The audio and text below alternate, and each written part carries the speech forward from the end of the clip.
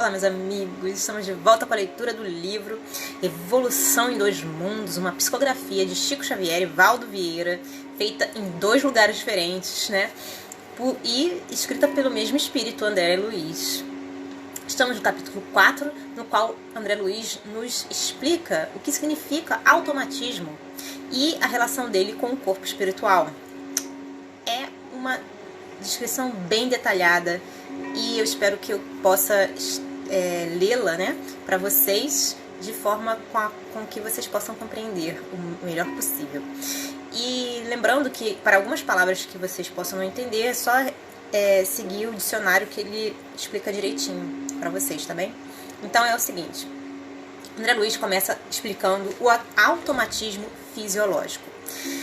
Bom, compreensível salientar que o princípio inteligente, no decurso dos evos, plasmou em seu próprio veículo de exteriorização as conquistas que lhe alicerçariam o crescimento para maiores afirmações nos horizontes evolutivos,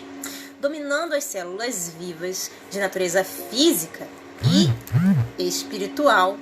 como que empalmando-as ao seu próprio serviço, de modo a senhorear possibilidades mais amplas de expansão e progresso, sofre no plano terrestre e no plano extraterrestre as profundas experiências que lhe facultarão no bojo do tempo o automatismo fisiológico, pelo qual, sem qualquer obstáculo, executa todos os atos primários de manutenção, preservação e renovação da própria vida. E aí ele nos fala mais sobre as atividades reflexas do nosso inconsciente. Bom, sabemos que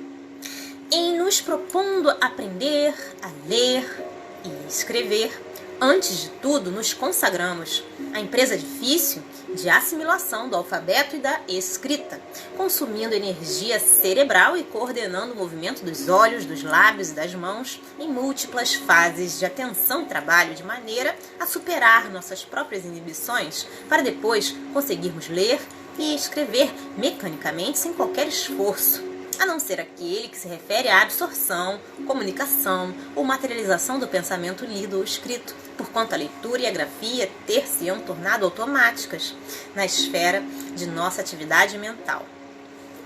Bom, nessa base de incessante repetição dos atos indispensáveis ao seu próprio desenvolvimento, vestindo-se de matéria densa no plano físico e desnudando-se dela no fenômeno da morte, para revestir-se de matéria sutil no plano extrafísico e renascer de novo na crosta terrestre, em inumeráveis estações de aprendizado, é que o princípio espiritual incorporou todos os cabedais da inteligência que lhe brilhariam no cérebro do futuro pelas chamadas atividades reflexas do inconsciente. E aí ele fala agora sobre a teoria de Descartes. Atento a isso e espantado diante do gigantesco patrimônio da mente humana, é que Descartes, no século XVII, indagando de si mesmo sobre a complexidade dos nervos, formulou a teoria dos espíritos animais, que estariam encerrados no cérebro, perpassando nas redes nervosas para atender aos movimentos da respiração, dos humores e da defesa orgânica, sem participação consciente da vontade, chegando o filósofo a asseverar que esses espíritos se conjugavam necessariamente refletidos, aplicando semelhante regra, notadamente aos animais que ele classificava por máquinas desprovidas de pensamento. Descartes não logrou apreender toda a amplitude dos caminhos que se descerram a evolução na esteira dos séculos, mas abordou a verdade do ato reflexo que obedece ao influxo nervoso no automatismo em que a alma evolui para mais altos planos de consciência através do nascimento, morte, experiência e renascimento na vida física e extrafísica em avanço inevitável para a vida superior.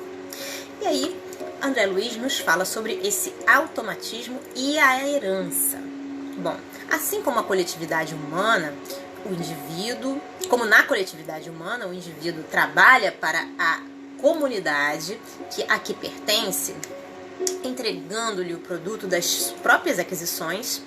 e a sociedade opera em favor do indivíduo que a compõe, protegendo-lhe a existência no impositivo do aperfeiçoamento constante. Nos reinos menores, o ser inferior serve à espécie a que se ajusta, confiando-lhe maquinalmente o fruto das próprias conquistas, e a espécie labora em benefício dele, amparando com todos os valores por ela assimilados, a fim de que a ascensão da vida não sofra qualquer solução de continuidade. Se no circuito humano a inteligência é seguida pela razão e a razão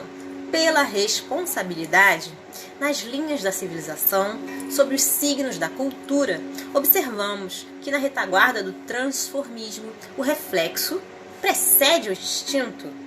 tanto quanto o instinto precede a atividade refletida, que é base da inteligência nos depósitos do conhecimento adquirido por recapitulação e transmissão incessantes. Nos milhares de milênios em que o princípio espiritual atravessa lentamente os circuitos elementares da natureza, qual vaso vivo, de forma em forma,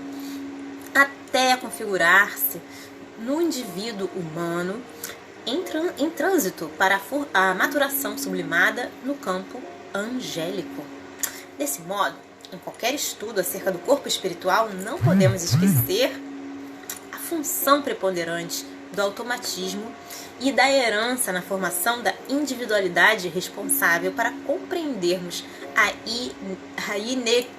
inexequibilidade de qualquer separação entre a filosofia e a psicologia, porquanto ao longo da atração do mineral, da sensação no vegetal e do instinto no animal, vemos a crisálida de consciência construindo as suas faculdades de organização, sensibilidade, inteligência, transformando gradativamente toda atividade nervosa em vida psíquica. E aí, André Luiz nos fala sobre a evolução e os princípios cosmocinéticos. E ele começa assim: os dias da criação, assinalados nos livros de Moisés, equivalem a épocas imensas no tempo e no espaço, porque o corpo espiritual, que modela o corpo físico, e o corpo físico, que representa o corpo espiritual, constituem a obra de séculos numerosos, pacientemente elaborada em duas esferas diferentes da vida, a se retomarem no berço e no túmulo, com a orientação dos instrutores divinos que supervisionam a evolução terrestre. Com semelhante enunciado, não diligenciamos de modo algum explicar a gênese do espírito, porque isso, por enquanto, implicaria arrogante e pretensiosa definição do próprio Deus. Propomos-nos simplesmente salientar que a lei da evolução prevalece para todos os seres do universo,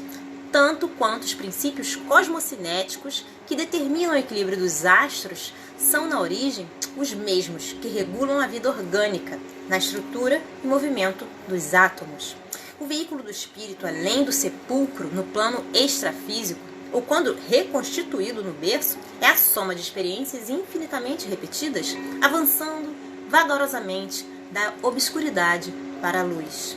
Nele, situamos a individualidade espiritual, que se vale das vidas menores para afirmar-se, das vidas menores que lhe prestam serviço, dela recolhendo preciosa cooperação para crescerem ao seu turno, conforme os inelutáveis objetivos do progresso. E aí, André Luiz nos fala sobre a gênese dos órgãos psicossomáticos. Todos os órgãos do corpo espiritual e, consequentemente, do corpo físico foram, portanto, construídos com lentidão, atendendo-se à necessidade do campo mental em seu condicionamento e exteriorização no meio terrestre. É assim que o tato nasceu no princípio inteligente, na sua passagem pelas células nucleares, em seus impulsos ameboides, que a visão principiou pela sensibilidade do plasma nos flagelados monocelulares expostos ao clarão solar, que o olfato começou nos animais aquáticos de expressão mais simples, por excitações do ambiente em que evolviam, que o gosto surgiu nas plantas, muitas delas armadas de pelos viscosos, destilando sucos digestivos, e que as primeiras sensações do sexo apareceram com algas marinhas providas não só de células masculinas e femininas que nadam, atraídas uma para as outras, mas também de um esboço de epiderme sensível que podemos definir como região secundária de simpatias genésicas. Bom, e agora, André Luiz nos fala sobre o trabalho da inteligência. Examinando, pois, o fenômeno da reflexão sistemática, gerando o automatismo que assinala a inteligência de todas as ações espontâneas do corpo espiritual, reconhecemos, sem dificuldade, que a marcha do princípio inteligente para o reino humano e que a viagem da consciência humana para o reino angélico simbolizam a expansão multimilenar da criatura de Deus que, por força da lei divina, deve merecer, com o trabalho de si mesma, a auréola da imortalidade em pleno céu. Bom, gente, espero que vocês estejam gostando dessa leitura tanto quanto eu. Esse texto foi escrito em Pedro Leopoldo, dia 26 de janeiro de 1958. Eu deixo aqui pra vocês um grande beijo. Até a próxima. Deus abençoe todos. Tchau, tchau.